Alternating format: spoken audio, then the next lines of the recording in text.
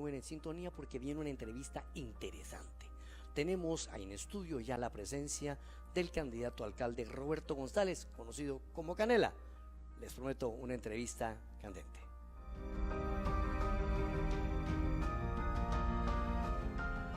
Gracias, amigos televidentes de la red y que continúan aquí pendientes de el programa Conexión GT, análisis, opinión y entrevistas.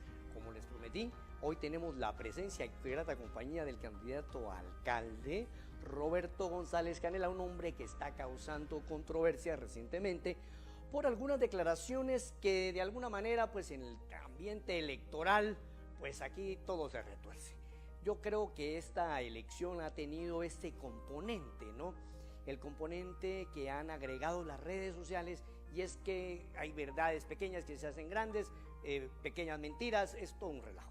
Así que quiero empezar con esto. Encontramos hoy haciendo la respectiva googleada. Canela, primero bienvenido Roberto, gracias por acompañarnos. Licenciado usted, licenciado, ingeniero usted. Bueno, le comento, Roberto, sale un video hoy y dice: no tengo problema con los muertos, tengo problema con los vivos. ¿A qué responde este video? Bueno, responde realmente a que hubo una supuesta ofensa al fallecido exalcalde Álvaro Arzú, derivado de una actividad donde habían más de 1000 personas, en donde había una persona, un ciudadano de la zona 21 muy parecido a él. Entonces, en una expresión de referirme a ese parecido, pues se le mencionó y alguien lo tomó con algún provecho político, que es la familia de él, sus hijos, y lo difunden en calidad de ofensa y yo me imagino que de alguna manera en su curso político pues la remembranza de la persona, y sobre todo con una ofensa a una persona que ya no está, pues de alguna manera contribuye a tratar de magnificar esa competencia y pasar de ser adversario normal a tener pues ya un tipo de enemistad en esa línea. Entonces realmente las respuestas a ambos hijos fue una respuesta pues también muy duras en ese sentido, porque no se trata de aprovechar o aprovecharse de la memoria, por más de que sean familia de alguien que ya no está, alguien a quien respeté en vida y que no digamos el respeto que se le tendrá también ahora que ya no está acá. Cuéntanos, ¿cómo era su relación con Álvaro Arzú? Pues muy profesional, de mucha relación. Realmente yo nací a la política apoyando el movimiento PAN a principios de los 90, más estuve toda mi vida vinculado a Óscar Berché, que fue donde yo inicié mi trabajo municipal en 1991, tuve toda una vida con él y obviamente también al cabo de muchos años ellos se separan políticamente en dos digamos proyectos políticos distintos, con algunas de las personas que estaban originalmente, y ambos sumaron nuevas, y entonces ya hubo una especie de rivalidad, cosa que yo nunca sentí, porque realmente las razones por las cuales se separaron, pues digámoslo así, que son calenturas ajenas. Y entonces yo, cuando fui concejal de la municipalidad, tuve una relación ya a nivel profesional con él, aunque no entré con la planilla de la opción de Álvaro Arzú, sino que por la de la gana de Jorge Briz, pues siempre mantuvimos una relación muy cordial, respetuosa, de receptividad a las críticas fuertes que hice de forma personal o de forma institucional en el consejo, y también a lo largo del camino pues tuvimos esta rivalidad de 2 campañas en donde quedé en segundo lugar con él. Bueno, pues eso aclara muchas cosas, y es que en el ambiente político, amigos televidentes, el calor lleva a una cantidad de desinformación impresionante. La historia lo cuenta, nosotros no hemos sido los mejores amigos en la vida, porque en la campaña del 2011 de alguna manera fuimos víctimas ambos de una desinformación desafortunada, creo yo. Y es que actualmente está circulando en los diferentes grupos de WhatsApp una información de un artículo que originalmente sí salió en la revista C4, pero que luego pues nosotros en el Consejo Editorial, luego de evaluar la carencia de rigor periodístico, decidimos bajarlo, ¿verdad? Y en este en esta pieza periodística que firma el señor Otto Ortiz, que era un colaborador de la revista a la cual yo dirijo, pues nosotros no tenemos cortapisas, tú sabes, Roberto, que no tenemos cortapisas en el tema de la libre expresión, pero cuando una cosa es la libre expresión y otra cosa es la difamación. Entonces, cuando nos dimos cuenta que estaba esto con un tinte ya de interés político, lo bajamos de las redes y no nos prestamos a ese juego, a ti te consta. Pero ahí quedaron ciertas dudas y yo creo de que sería interesante, si estás de acuerdo, porque no quiero incomodar y además a la gente lo que interesa es qué vas a hacer por Guatemala, no andar aclarando chismes. Pero me interesa esto. Hay temas puntuales que me gustaría platicar, como por ejemplo, circulan comentarios acerca de unas famosas compras sobrevaloradas. De buses. De los famosos tomates. Sí. ¿Qué hay de cierto de eso? Absolutamente, mira... Porque los tomates ahí están. Ahí están, pero no, bueno, ahora son los pintados de rojo, que ya les llamaron así. De los originales de hace 20 años, no sé cuántos queden, pero lo cierto es que fueron tanto esa como la de los semáforos que menciona la nota, fueron ambas licitaciones públicas. Y tú te recordarás ese régimen, una licitación tardaba 8 o 9 meses, y eso tardó, casi un año tardaron ambas licitaciones, participaron decenas de participantes.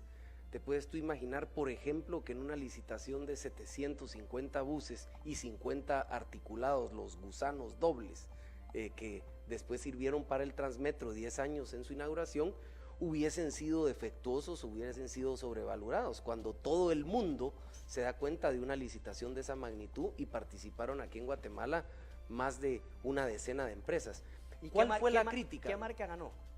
Ganó 350, ganó Mercedes-Benz, que había vendido y sigue vendiendo en la industria automotriz de autobuses desde siempre. Los otros 350 los ganó la casa Fisher con una marca Cummins, que es un motorazo, con una carrocería Mazda de México, Oshmex, que era de ese entonces, y eran de altísima calidad. Esas fueron, y los articulados los ganó la Volvo. Entonces, ¿de dónde nació la crítica? Nace porque te quiero contar que el proyecto incorporaba el retiro de casi 400 buses chatarra de los años 60. Ahí está siempre. Y entonces hubo un grupo de presión que se opuso fuertemente a quedarse sin chance. Estos se aglutinaron en una asociación y se volvieron una caja de resonancia en contra de ese proyecto, que te cuento al tenor del tiempo.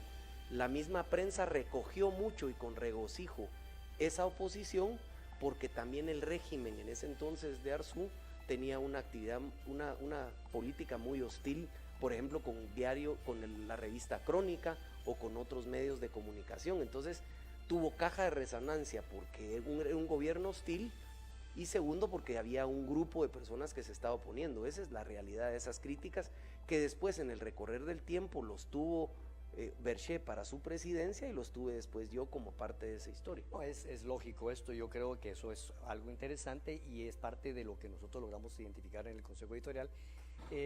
Cuando vemos que no hubieron reparos de la Contraloría. Y sabe que es una cosa, o por ejemplo, nunca hubo. O Arzú, si fue su opositor, ¿por qué no revolvió esa cloaca? Eso es lo que yo ahorita estoy cayendo. ¿Por qué Arzú, si Canela era la persona que le estaba moviendo la silla, por qué no revolvió la cloaca y le sacó los trapitos al sol? Claro, o en lugar de estar haciendo ahora campañas negras, porque viene de ahí. Quiero ser, por supuesto, estamos prácticamente en una competencia donde hay altísimas probabilidades de que tenga la oportunidad de iniciar una nueva era en la municipalidad, y no me cabe la menor duda. Pero por sentido común se ha dicho, o sea, como si ya el adversario estaba en casa, no se tuvieron las fuentes. O sea, ahí está todo el registro, que jamás tuvo una sola cortapisa de carácter legal, ningún problema de probidad absoluto. Ok, bueno, también se le ha señalado de un tema sobre la aprobación de la minera Goldcorp, sí, me parece. ¿Cómo funcionó eso? La licencia la aprueba el gobierno del FRG en el último mes de su gestión. Y entro yo de ministro un mes después. O sea, ya la negociación estaba hecha. Fíjese que yo traía esa hipótesis. No solo yo, todo el que entró en el gobierno de la Gana traía la hipótesis de que todo en el gobierno del FRG había sido corrupción. Pero en ese caso particular yo tuve la prudencia para no entrar de una manera irresponsable, con hígado a un supuesto adversario. Fui serio y revisé el proceso de aprobación de la licencia, y este proceso llevó licencias desde los años 90, es decir, llevaban 12, 13 años de tener todas las fases. Y lo que más me impactó fue una carta que la minera, que era de propiedad canadiense, le había solicitado al gobierno, al presidente en ese entonces Portillo, que por favor no otorgara la licencia, porque si se otorgaba en ese último mes iba a conducir a suspicacias. Entonces, cuando a mí me enseñaron que 3 meses antes les pidieron por favor ya no nos lo aprueben, porque no queremos tener problema con otro gobierno porque se aprobó a última hora, claro, o tuvimos que pagarla en los últimos minutos, eso, cuando yo vi la veracidad y viene esa gente y me explica el proceso, dije, bueno, yo no voy a entrarle por corrupción necesariamente a ese tema, voy a averiguar. Y luego ya es la crítica que sí es válida al tema de la sostenibilidad de la minería, que los ecologistas plantearon desde ese primer mes, porque el primer proyecto de minería a cielo abierto, metálica, entonces era lógico que iba a tener una oposición ambientalista importante, que se respetó en ese año que yo fui ministro. Bueno, interesante, hay varios temas que quedan, que se podrían rescatar, porque un funcionario público a su paso va dejando amigos y enemigos. Por ejemplo, hay un tema de la Exmibra, la venta fraudulenta, Exmival. Y no solo lo de Exmival, sino después viene el tema de contrabando de SOSEP, que creo que también es importante. Sí, eso es importante, pero yo nunca entendí de dónde salió el tema ahí. Mire, yo pienso que los mismos adversarios y enemigos del poder, al entrar SOSEP bajo la gestión de Wendy de Berché, una verdadera dama honesta, como yo considero que es también la familia Berché, a quien yo aprecio mucho, pero sobre todo admiro en cuestiones de integridad, pues Wendy lo que hizo es que estableció procesos transparentes para las franquicias que se tenían de carácter humanitario en donaciones, que donaciones requieren franquicia para que entren sin que se les aplique impuestos. Entonces se da lugar a que esas franquicias se utilicen para traer, por ejemplo, otro tipo de bienes y haya contrabando utilizando esas franquicias. ¿Y se dio contrabando? No, jamás. Lo que pasa es que mi hipótesis siempre fue que ese ataque férreo a que había contrabando en ese tipo de actividades en SOSEP se debió precisamente porque al transparentar los procesos hubo algunos callos que tuvo que haber tocado del pasado, pero esa es la única. ¿Y qué me dice de Exmival? Especulación.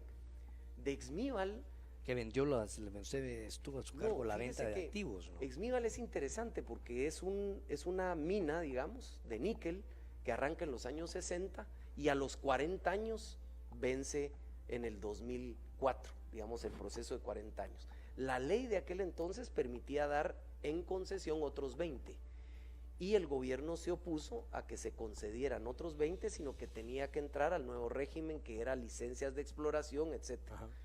Entonces, para hacer ese nuevo régimen tuvieron que decir, bueno, nosotros llevamos 30 años de estar pagando, de mantener la mina y el gobierno no ha pagado, entonces la proporción que pagó el socio de Exmival, que era gobierno, con Inco, que era la empresa canadiense más grande del mundo, pues Inco se las cobró al gobierno y le hizo una pregunta. Para las inversiones futuras, ¿tienen ustedes 400 millones de dólares para activar esta mina? ¿Sí o no? Porque nosotros vamos a hacer un llamado de capital. Ya la era del 2000, digamos, de este siglo, ya no era de que el gobierno se hacía socio de alguien. Imagínate que el gobierno hubiera tomado la decisión de poner 200 millones de dólares en acciones para hacer. No, se lo comen vivo. No, imagínate que después caiga el precio del níquel y quiebra la mina, como de hecho sucedió. ¿Qué haces con 1.600 millones de quetzales de empresarialidad que se mete el gobierno? El gobierno dijo, miren señores, ya en este siglo el gobierno no se hace socio de actividades tremendamente riesgosas. Entonces lo que hizo Inco es ese llamado a capital y resolvió, digamos, el aporte y sale prácticamente el gobierno de una actividad privada, ¿verdad?, que no le correspondía. Pero todo eso lo desarrolló, aclaro, el Ministerio de Finanzas, no tiene nada que ver el Ministerio de Energía y Minas, Minas, salvo en lo que nosotros impulsamos, que es que esa explotación pasara a la nueva ley, no la ley de los años 60. Bueno, vamos a dejar acá la parte de este calor electoral que está siendo parte del folclore chapín, ¿verdad? Hay videos muy interesantes que están saliendo ahorita, muy chistosos, ¿verdad? Pues licenciado, mire, yo quiero aprovechar de su programa, primero agradecerle su caballerosidad, su disposición, tuvimos la oportunidad de intercambiar esto un poco en el pasado, pero es de caballeros, pues en roles de periodismo, roles de, digamos, de actores políticos, que tengamos esta altura de reconocer cuando hay una información, cuando cabalmente son campañas negras y cuando hay temas que es importantísimo ventilar. Claro, y tiene absolutamente derecho la población de saber cosas como, por ejemplo, de qué uno vive, de qué uno no vive, cuáles son sus juntas, cuáles han sido los proyectos que uno ha tenido. Pero yo le puedo decir con toda transparencia, he bregado estos últimos casi 20 años o 25 años de experiencia pública, donde no he tenido absolutamente ningún problema legal de ningún carácter en mis actividades públicas que me hacen pues ver a la gente a los ojos y con la frente en alto. Bueno, vamos a ir a un pequeño corte comercial y continuamos con la entrevista aquí en la red con el candidato a la Municipalidad de Guatemala, Roberto González Canela, un hombre que pretende esta vez llegar al poder municipal. No cambie, estamos en Conexión GT.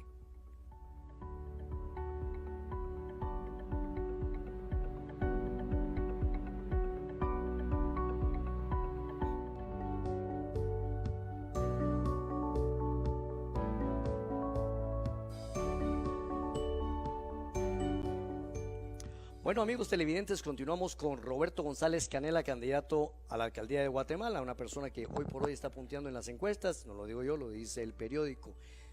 Y Roberto, hay serias posibilidades de que se dé un cambio en el Palacio de la Loba. ¿Cuáles serían sus principales acciones al tomar posesión? ¿Haría usted una auditoría forense? Háblenos de sus proyectos principales. Yo tengo algunas preguntas puntuales, espero nos respondar. Cuéntenos, ¿qué va a ser lo primero que va a hacer? Bueno, dos prioridades dentro del cúmulo de problemas de fondo que no han logrado resolverse. Uno es el tema del agua. Es un problema gravísimo que ya ha afectado a muchísimas de las zonas de la ciudad. Y el problema ligado del transporte público con el tránsito y el tráfico de la ciudad. Son dos problemas inmensamente grandes, pero no se descuida tampoco el tema de la basura, de los desechos sólidos, el saneamiento ambiental, el ordenamiento territorial. Digamos, a veces es delicado decir cuáles son las prioridades, pero yo diría que obviamente las dos puntas de lanza, de acuerdo a las gravedades, son estos dos. En el tema del agua, pues hay que entender que son tres áreas importantes. Una es cómo se capta, otra es cómo la distribuimos ya potable a las casas y después cómo la sacamos de las casas de vuelta a través de la red de drenajes. Captar, puedo decir que llevamos más de 60 años de únicamente utilizar el reservorio del subsuelo. Cuando yo fui subgerente de Empagua estaba a 300 pies, hoy está a más de 1.400, 1.500 pies cualquier pozo del calibre de los que tiene Empagua, y es grave, porque eso significa que hemos tenido un reservorio que se ha ido disminuyendo y que no lo hemos tratado de manera sostenible, es decir, no le hemos provocado que se vuelva a recargar, ni por reforestación ni por pozos de inducción que son caros y que ahora hay que hacerlos de manera urgente. Hoy en la tarde hubo unos aguaceros muy grandes a la altura del periférico, pues ese tipo de lluvia que se dispone y que genera problemas en la red, bien pudiera irse a lo que se llaman cámaras de tormenta o digamos trampas de agua que se utilizan para recargar el acuífero. Aunque eso lleva resultados en el largo plazo, tenemos que empezar a recuperar el acuífero. No se puede continuar en una actitud reactiva cuando los problemas son a largo plazo también. Como hablamos del tema del agua, la captación no es algo que tenga que ser ahorita, es algo que debía hacerse hace años. ¿Cuándo fue el último proyecto grande de captación de agua para la ciudad de Guatemala? Bueno, el Chaya-Pixcayá, digamos. ¿Cuántos años? El año 74, 75. Como dirían los muchachos de la derecha, hecho por los militares. Sí, y sobre todo porque también había un gobierno, digamos, que se metía a hacer las obras en la ciudad. Las grandes calzadas en la ciudad, por ejemplo, las hacía el gobierno, las obras de saneamiento, los colectores, fue el gobierno el que facilitó los créditos. En ese entonces, creo que, si no estoy mal, fue Arana el que terminó iniciando ese arreglo financiero para que Colón Margueta y un poquito antes Ponce Monroy arrancaran lo que es el sistema de grandes colectores de la ciudad. Pero yo diría que hoy por hoy, hablando un poco de las relaciones del gobierno con las municipalidades, es importante crear la autoridad metropolitana, porque ya todos los problemas de fondo requieren una coordinación entre los municipios. Ya es imposible concebir desde un solo municipio una solución, y por consiguiente necesitamos la autoridad metropolitana, licenciado, que es la que establece el artículo 231. El artículo 231 de la Constitución es la región metropolitana, pero establece un consejo. Es como el comité en un condominio, y el régimen de condominio significa que hay un ente, un cuerpo colegiado que domina lo común. Por eso se llama condominio, dominio de lo común. Y nosotros en la ciudad, que está sentada en al menos 8 municipios, tenemos todo en común: vialidad, o sea, las rutas de transporte, las cuencas subterráneas, las cuencas de aguas superficiales, la distribución de drenajes entre los distintos municipios, las aguas negras que nos tiramos, la basura que recolectamos. Ya no podemos concebir una gestión de la ciudad de una manera aislada, y por eso es que llevo 12 años y esta es la tercera vez que intento pedirle a los guatemaltecos este trabajo lindo de poder empezar las soluciones de fondo en la alcaldía. Siempre ha sido la del establecimiento de un modelo de gestión metropolitano, respetando las autonomías de cada quien. En dos platos: ¿cómo se forma ese ente, ese cuerpo colegiado?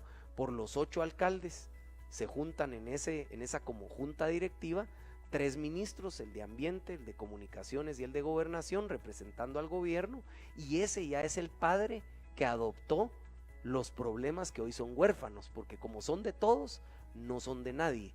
Y eso es parte de las soluciones de fondo que yo estoy planteando desde hace 12 años. Yo creo que es importante que eso se dé, como dice usted, es parte de un mandato que ya está en la ley de Guatemala, pero quisiera aterrizar un poquito en el tema del transporte, licenciado. ¿Cómo va usted a enfrentar el tema del transporte? Porque seguirle poniendo parches, más Transmetro, no, ¿qué propone? Vamos a seguirle la cuerdita a Neto Brand con el del Aerometro, que es una fantasía, es una fantasía. Eso que parece, viajó a Disney, ¿qué pasó? Sí, es una fantasía. Es más, en Disney hasta quitaron las canastillas del teleférico en Orlando hace ya muchos años por lo lento de las colas y lo lento del trayecto. Valga el ejemplo que acaba de decir, de hasta Disney lo quitó por lento y por colas.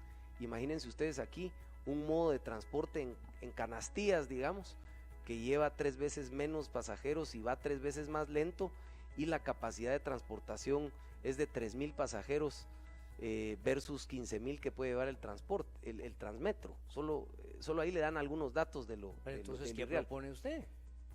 El Transmetro, que es el metro superficial, es un modo extraordinario, que es un intermedio en lo que puede tener la sociedad capacidad de pagar un metro subterráneo, que ya estamos llegando, por cierto, porque cuando uno hacía las corridas financieras de un metro subterráneo hace 20 años, daba $1 aproximadamente el pasaje del metro, y uno decía, bueno, es imposible que 8 o 9 quetzales lo vaya a pagar la población guatemalteca, es imposible.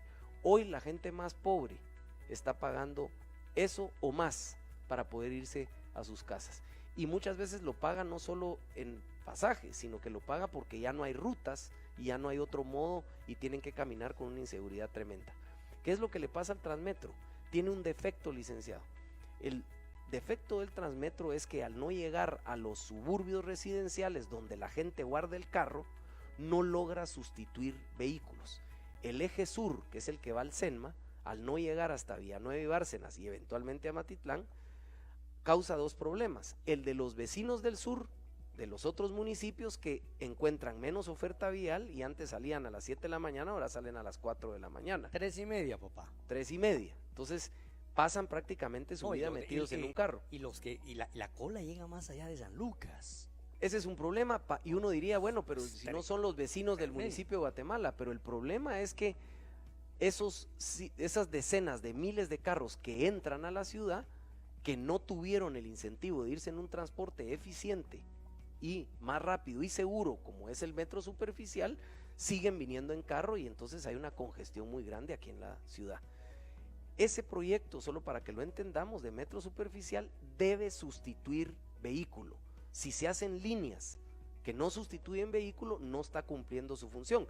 Es mejor que el otro, donde tienen un brocha, paran los pilotos donde quieren, se sube la gente, es desordenado, inseguro. Desde ese punto de vista es mejor, pero no está cumpliendo la política pública para la que está creada. Por eso es que tiene alimentadores. Además, no tiene alimentadores, no llega a las áreas residenciales. Y muy buen punto, los alimentadores, para que la gente entienda, son de las troncales donde van los buses grandes, salen buses más pequeños que se meten a las residencias, porque claro, no se puede meter los grandes transmetros, digamos, a las colonias, a Limón, ¿verdad? No vamos a meter a Limón. Yo viví esa transformación en Bogotá, y habían la generación, claro, para poder antes de inaugurar en Transmilenio, que es Transmilenio, ¿sí? Se generó la cultura de los alimentadores, sí, ¿verdad? Perfecto. Sí, Mora, vamos a atajar un poquito acá, quiero un tema importante. Sí. Y es que en el último video que usted pone, dice, yo estoy en contra de los vivos, de vivos que siguen aprovechándose de la municipalidad. Yo noté ahí como un reclamo a la transparencia administrativa. ¿Qué va a hacer Roberto González frente a los famosos fideicomisos?